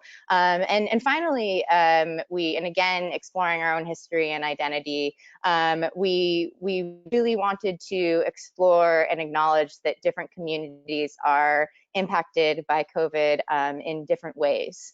So for us, that meant some of the communities where we're specifically invested in, like women and girls, survivors of sexual assault and domestic violence, gathering as much information as we could about how shelter in place would impact them, with LGBTQ individuals, really looking and exploring how LGBTQ youth were more at risk, and just really recognizing, and also as well recognizing the unique strengths that different communities have. Like in the LGBTQ community, for example, here I live in the Castro of San Francisco, where in the blood and in the DNA here is still living from the HIV/AIDS epidemic, and that actually has a lot of lessons that we can learn about how communities can move through an epidemic and really leverage resilience and community to support public health. So I also started looking into things like that. So those are just a few things that we've done. That's great. I'm trying to facilitate and take notes because I'm learning as we go through this. Some great ideas. I hope all of you in the audience are also taking notes, and feel free to add your questions in. Our fabulous SCG staff is kind of helping to shepherd those our way. And one of the questions that's in the air is, you all referenced these beautiful multi-generational efforts that represent your family foundations. And so maybe I'll start with Xenia.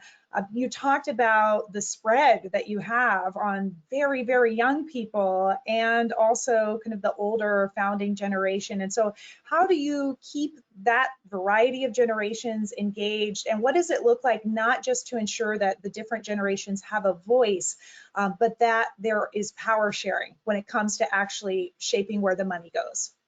Right. We focus a lot on actually that kind of the goodwill of an intention versus a sharing power with our generation, with the multiple generations. So yeah, so as I mentioned, we're 4 generations. In 2017, we brought on a consultant to actually help us. So this was clearly a couple years ago. So they help us restructure our governance. So basically, we moved from having a large board, an 18-person board, which really comprised of G2, so all of more or less the parents, and we moved to a 6-person board. We created committees. Currently on our board, for the first time ever, there's actually a person from a family member from G3 who sits on the board of directors as a secretary, and also is the chairperson of the family council, which is the family as a full entity. And we created committees in order to kind of create more autonomy within the foundation. So we have a governance committee, a grants committee, and again, all generations are invited and actually have seats on those committees and are active participants. So we're able to give family members an outlet on how to get involved and engaged within the foundation and actually have a say with how policies and procedures are being done. We've also, as Sparks mentioned, really tried to get rid of a lot of the paperwork and the bureaucracy and kind of these barriers. And through this structure, we were able to start almost from scratch. I mean, we clearly met with philanthropic partners and worked with the consultant, but the ideas came from the family members, which is why I think they're so ingrained and why they feel so empowered within the foundation. After the pandemic hit, we had a town hall. And so we had our own town hall, and it was on a Saturday, and we had 27 family members show up. And it was really a platform for sharing ideas for family members who haven't given a grant before and have their discretionary allowance but didn't know where to start. We really used that platform to hear about their ideas. No pressure on, hey, do you want to do a grant tomorrow? Or like, am I sending the link to them on nothing like that. It was very much, what's going on in your communities? What are you seeing? What is sticking with you during this time? And so it was a really great way to get that younger generation involved. We also created, as I mentioned, that COVID kind of like an internal document on different things you can do. So encouraging family members to give to the different causes that are pulling at their heartstrings right now and that are really addressing the needs of the communities. We give grants nationwide, so our family members are all around the United States, and so really we encourage them to give in their own communities. However, the majority of our grants are LA based, considering our founders in San Marino, and that's where our office is. So it was a really great time to kind of do that. We had the town hall, and since then, since May 9th, we have given over $100,000 in grants for COVID relief. The majority are probably like 90% are COVID relief. Some were to returning grantees, some were to new grantees that are kind of at the forefront of this pandemic in our communities. And last but not least, we currently always gave discretionary allowance to all family members. But during this time, we've created, when our committees were created, we created a collective budget. So we've created this incentive at the town hall where family members can take their discretionary amount and grant that they want to give and ask the grants committee to match it. So it's kind of this internal incentive where first-time grantors can say, hey, I have this much, I'm going to ask the grants committee to match this, and then kind of encourage them to really make that first step. And last but not least, we've also used other outside collaborators. So we partnered with Durfee Foundation to give a grant as well to Los Angeles Children's Project, and kind of used other funders to really have more of a meaning and have those grants go even further with the impact that it can create within those communities. So we've got some great questions that are coming in from the audience, but before I tee those up, I just wanted to offer Sparks or Alexis, anything else on this critical question around sharing power across generations? Yeah, I would love to add, there's 3 things that are really important for us when working with our junior board and within our junior and senior board interactions. So I'll call it out sort of as accessibility, as action, and then as acknowledgement. So the first thing is our youngest junior board member right now is actually 7. And so every document, every grant announcement, anything, applications, if the youngest junior board member cannot understand it, then it does not get used. And so you cannot authentically say that you want to include the voice of your next gen if they can't actually understand the things that are happening around them. And so the funny part about that is because we make things more accessible, it helps the senior board as well, because they don't want to hear a bunch of jargon. They want to see fun pictures, so if you make things accessible to the youngest members and you're really elevating them and letting them know that they are important and that their voice is actually important because they can read and understand what this says, which also means that in meetings, they are absolutely encouraged to ask questions and not them asking a question and everyone around, all the adults are rolling their eyes, right? It is really, truly engagement with one another. So that's the first thing. The second thing is action. If young people of next gen are in your foundation and they make suggestions and you never take action on any of those suggestions, then you are ignoring their voices. So we can absolutely point to numerous grants, whether given by the junior board or the senior board, that were specifically because junior board members said, hey, mental health is really important to me. How do we do that? sex trafficking is really important to me. How do we do that? And so we connect their suggestions to actual action that happens. And if you do not take action on the things that they are talking about, then they're not going to believe that they're important to this process. And so then the last thing would be acknowledgement. So after we've taken action on that suggestion, it means that in a board meeting, I say, you know what, Jonah gave us this really great suggestion about this nonprofit, and look, we made a grant, and we're so happy that Jonah brought this up for us, or we're so happy that Sarah pointed this out, you know, this issue in our application, or whatever it is. So if you don't acknowledge those things later, then they just get lost in the fray. And that is especially important of our foundation timeline that we kind of keep internally for the most part.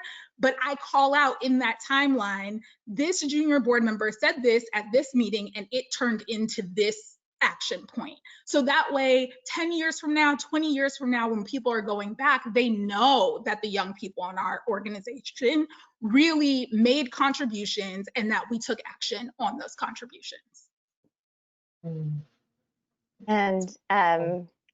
And yeah, so I'll share a little bit. And originally, in thinking about this question, when this question was posted as a panel, it was, how are you nurturing multi-generations of philanthropists in your family foundation? And I thought about it and realized, again, because we are very new and we also don't know if our family foundation will exist in perpetuity. I can speak on how we're nurturing those generations, but I can definitely share how I myself became really engaged and activated to make change with my family's foundation and in the field of philanthropy. And so for myself personally, and again, I started talking about my family story, really understanding that story and that legacy was important.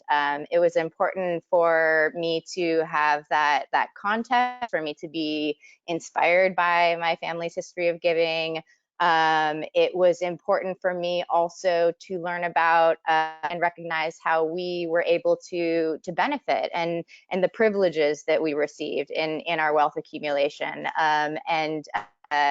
And in doing so, some of the grant making that we're doing to like Indigenous communities or other communities, we were able to integrate that into our grant making as diving deep not only into our story, but into what other communities were impacted during our family's wealth accumulation. I think also for myself, it wasn't until I was in my mid-20s I actually found a community of multi-generational inheritors and folks who grew up with education and wealth privilege, where I was able to speak openly. And that was, I first joined a group called Resource Generation, and being a part of that group really helped me to become activated. Going into philanthropy spaces and seeing a lot of people that didn't look like me, that my assumption was they might not hold my same politics. It was very important for me to find a community that outside of my family I could talk about, even things just having money and how do you talk about that. With that, I think too, another thing that really helped was not just being brought on the board, but from a very early age, my family giving me a sense of ownership over my own wealth, and also sort of letting, instead of having a trust that at a certain age opened up to me, I always felt like I was responsible for that. I could do good with it, or I could not do good with it. And from a very early age, feeling that sense of ownership because we were having transparent conversations about money, I think made me, as I was growing into my social justice values, really see that it was a responsibility of mine to implement that in good ways. And then last but not least, I think it's so important to recognize the individuality of folks in the next generation. And I on my family's foundation, as I mentioned, I'm a LGBT person. My sister is a born again Christian. My mom is Japanese and grew up with wealth, and my dad is white but grew up on a reservation because his family was poor. So there's been in my family a lot of holding all these identities and also creating really an atmosphere of mutual respect around those. And so that also really helped too. And feeling like I could share my individual passions, but also because people were open to hearing about my individual passions and my individual identity, I myself had more openness to trusting my family and learning a lot from them. And like with work that we're doing around interfaith and LGBTQ families and the church, I don't know if that spirit hadn't been cultivated in my family, if I even would have been as open to us doing that type of grant making. So those are for myself some of the things that really helped.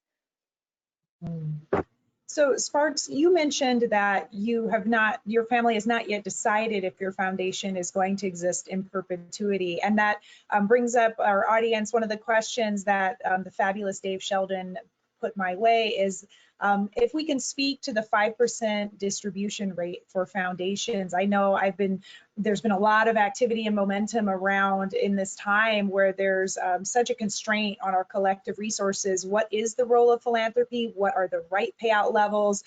Should we push to increase our individual and our collective obligations? And if so, towards what? What types of things should we be funding with that additional money? So I'd love to hear your thoughts on that. What's happening in your own mind as a leader in philanthropy? And also, what are the family dynamics around that? Oh boy. I think for me, I was impacted by a lot of things. I was impacted and really value the fact that I worked in the field of philanthropy for 12 years before taking on being executive director of my family's foundation. And in that, I got really involved with community foundations in seeing the lack of diversity or homogeneity in philanthropy. I wanted to bring more folks in, and so I worked at starting some giving circles. And really, pushing for more inclusivity in philanthropy.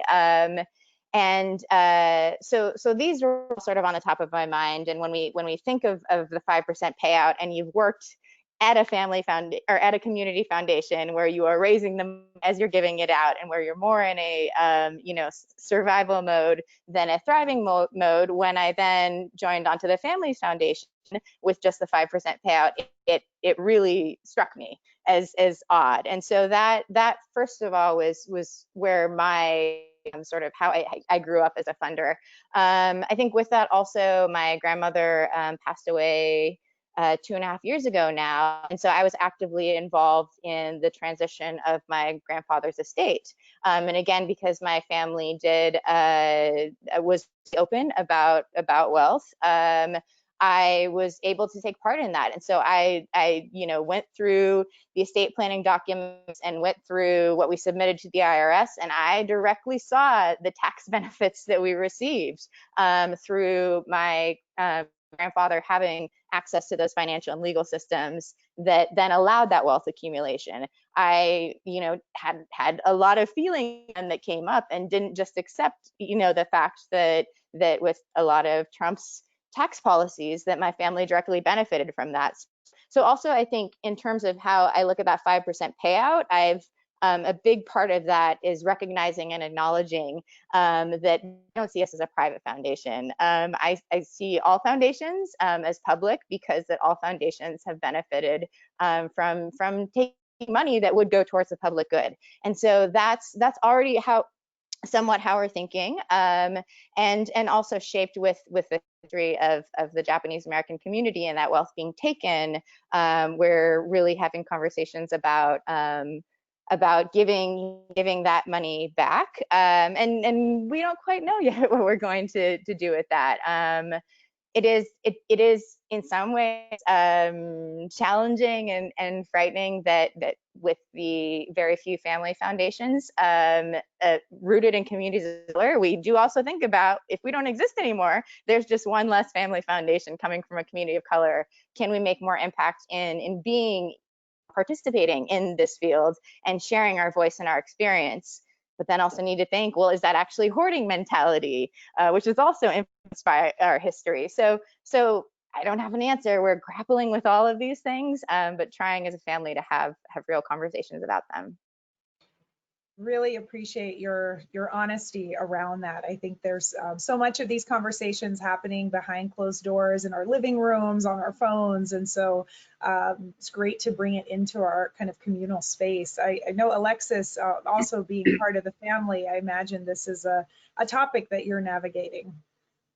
For sure. And I would say one of the priorities of our foundation is not just to increase the good around us. One of the priorities is to act as a vehicle for the young people in our family and those, related some sort of way, whether it's a family friend or whatever, to act as a vehicle for them becoming the kind of people that we would like to see more of in the world, right? And so in that, if you only consider it that way, then yes, we would like to be around forever because we want to make sure that every child, every young person in the family or any way related to the family will have that opportunity. On the other hand, if you looked at our 990s, most of the years we spend more than 5%. We don't look at 5% as like, that's the ceiling of where we need to spend. We know we have to meet our obligations by spending at least that much, but we look for opportunities, and then whatever that opportunity is, we're going to spend on that regardless of if we've already met our 5%. So I think in the conversation of perpetuity or sundowning comes up often. So I would also say that we are constantly talking about it. It's a conversation. We have 2 board meetings a year. It comes up at least 1 board meeting just as general conversation. It's not something for us that will be a surprise or is like a hush hush sort of conversation because it's always on the table depending on what's going on around us. And similar. Yes, sir. So similar to that, as I mentioned, we went through a governance restructure. It was implemented in 2018. And during that time, we had a lot of those difficult conversations with our founder, with just the different generations. And at that point, kind of the hierarchy of power that had been at the basis of the foundation since kind of its inception.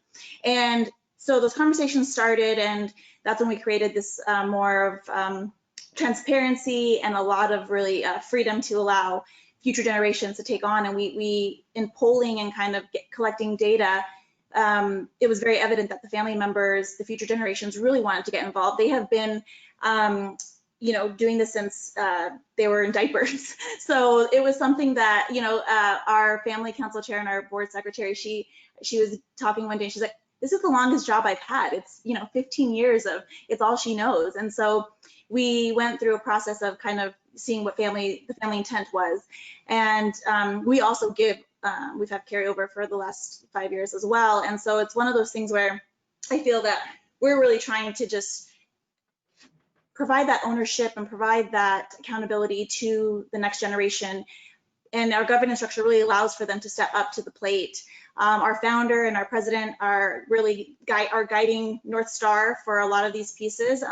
Bernadette has funded so much in systemic change with Women's Foundation of California and Alliance for Justice, so many other great nonprofits that we've been a part of. And so we're really just trying to pass down that knowledge and figure out a way. We're actually working on creating an education cohort where we can really pass down that knowledge across multiple generations.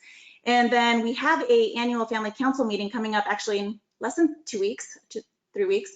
And we have hired a consultant to discuss and talk us through actually our philanthropic journey and what it means to be a philanthropist now, and kind of what we want to do with our intentions now that all of this has happened. So we've kind of tackled the short term of doing these matching grants, of being more flexible, of contacting our grantees, of getting funds out the door, and collaboration. And now we want to focus and shift to long-term implications that all of this, these times are really testing us as a society and really focusing on closing the gaps and what that means to individual family members. So we actually have a consultant who will be doing a workshop with us and talking the family through how to work through all of these different thoughts and emotions. Well, we're coming down to the end of our time together, and I just do a lightning round. One of the questions that's coming up from the audience, which I just think is so timely, is around developing relationships with new potential grantees. I know at Pantareya, we've both been having the realization that we need to continue evolving our practices around how we support the organizations we're already committed to and in relationship with. So much inspiring examples that you've shared here. I mean, who doesn't like to get an unexpected check in the mail? Wow, sparks, like that's something to be celebrated. But also the real, right?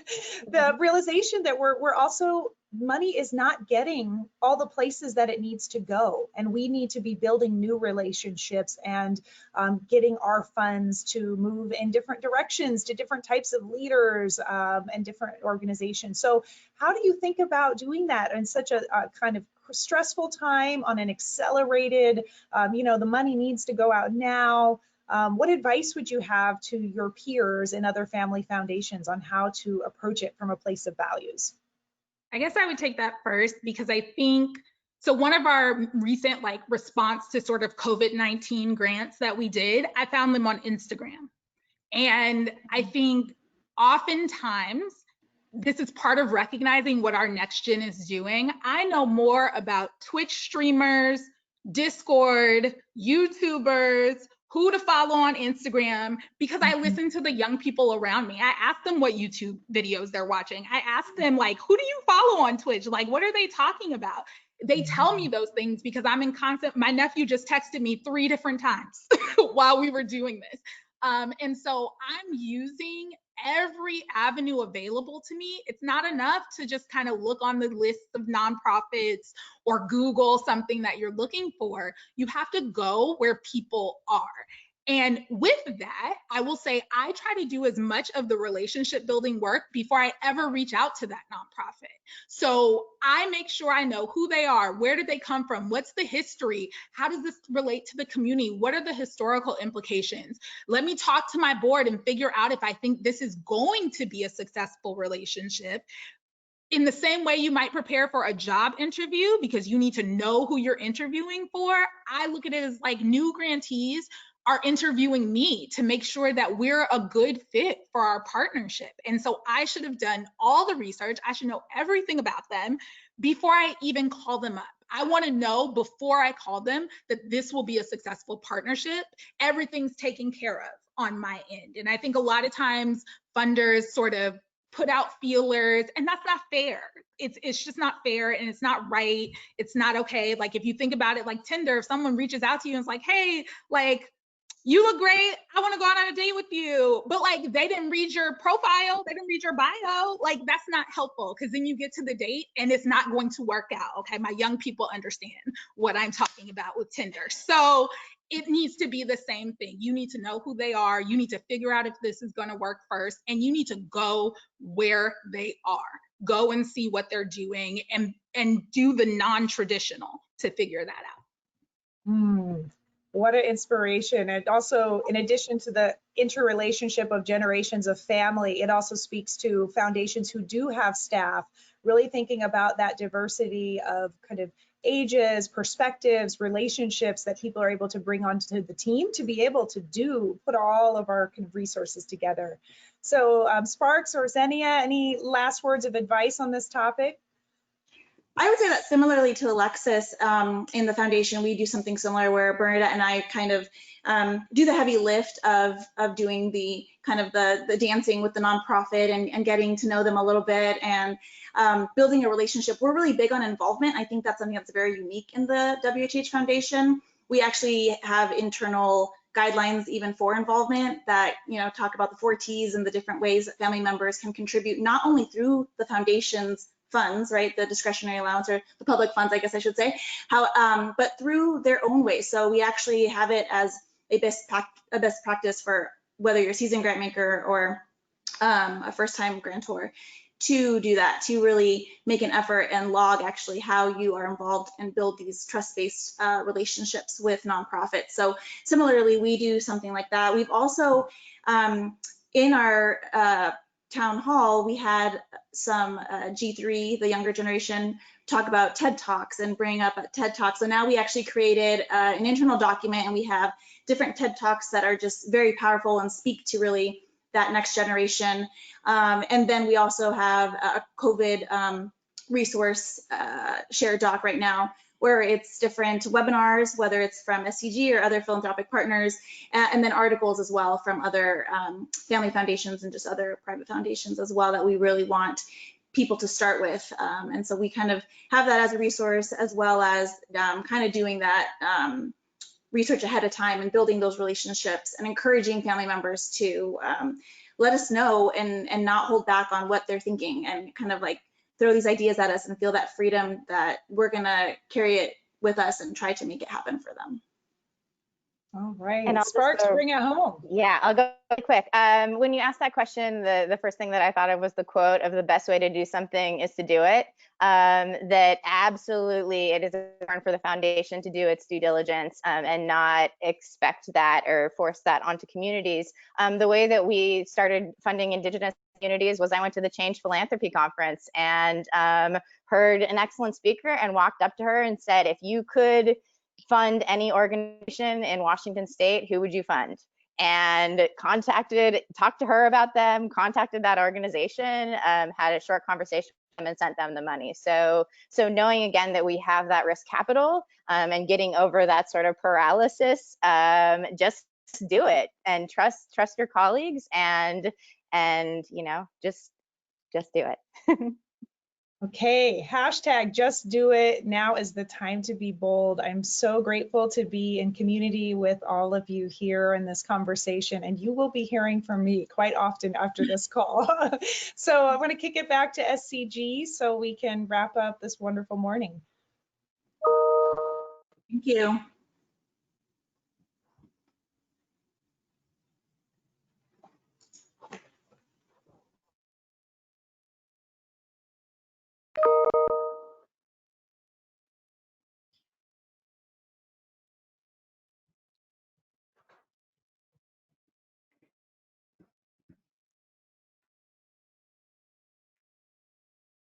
Hello, everyone. And thank you, Connie and Alexis and Sparks and Xenia for your absolutely amazing remarks. And thank you to our audience for being here for our first virtual Family Philanthropy Town Hall. Today's been exceptional in so many ways. And we knew that this moment in time was an opportunity for us to be bold, for each of us, regardless of our role, to find ways to gather, to share our experiences, our concerns, and our wisdom.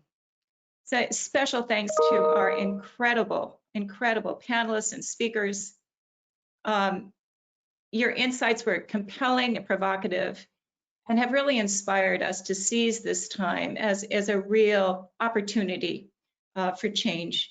Before I turn this over to Michael Fleming, who will just close out a program, I have a couple of few brief announcements. First, we knew that 2 hours would not be enough time to go into all of the issues that were addressed today. So we see this town hall as a launch for ongoing programming that'll take a deeper dive into the issues that were introduced today. And so secondly, there will be an opportunity for you to give your feedback in a survey for the town hall. Please give us recommendations. We really are guided by your feedback in planning future programming. And then finally, there is next Tuesday, June 9th at 2:30.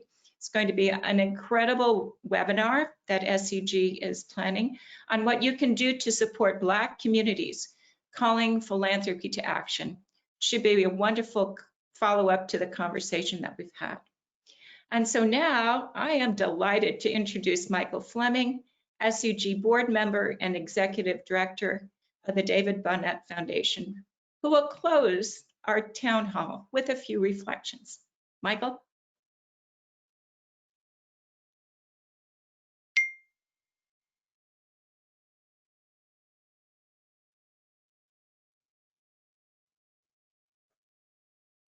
Very good. There we are. Thanks, Jan. You're up. And thanks to our brilliant speakers and the more than 250 of you who joined us today. What an amazing 2 hours we've had together. As Jan said, I'm Michael Fleming. I am proud to serve on the board of SCG, and my day job is as the executive director of the David Bonnet Foundation. I realized that when I go to a cocktail party, you remember when we used to be able to go to cocktail parties, and someone would ask what I do, I'd often hear myself say that I run a small family foundation. Why I felt the need to say small, I don't know. Perhaps it's a reflection of the recognition of the often unspoken imbalance of power. Perhaps a form of saying, oh, but I'm not important. I'm just a small part of something larger in society. Or perhaps it's a way to lessen the chance of a potential solicitation. But over these past 90 days, since mid-March, I've felt anything but small. And I guess the same is true for so many of you, my colleagues in family philanthropy. Sure, it's easy to be overwhelmed by a global pandemic and a domestic epidemic of systemic racism. But what I've seen day after day, Zoom call after Zoom call, is family philanthropy stepping up in ways that I don't think we thought we'd achieve. I've been so moved by the stories of partnerships forged over a sometimes scratchy internet connection, of grants made in real time because the needs of our communities can't wait for us to follow usual procedures. Site visits, gone. Lengthy deliberations back in the office conference room, gone. Nickel and diming organizations that even during the best of times have trouble keeping the lights on while serving the most vulnerable, gone. Organized philanthropy is infamous for moving at a glacial pace, and yet we've pivoted and resized and reprioritized in the blink of an eye. And while none of this has been easy, admit it, in the grand scheme of things, it hasn't been that difficult either. Family philanthropy has shown itself to be nimble in ways that a year ago we wouldn't have thought possible. But so many of these changes we've made are technical changes. They're fairly easy fixes. Faster payouts, perhaps new technology, more frequent check-ins with grantees. But it will be the adaptive challenges, addressing the complex and volatile and unpredictable.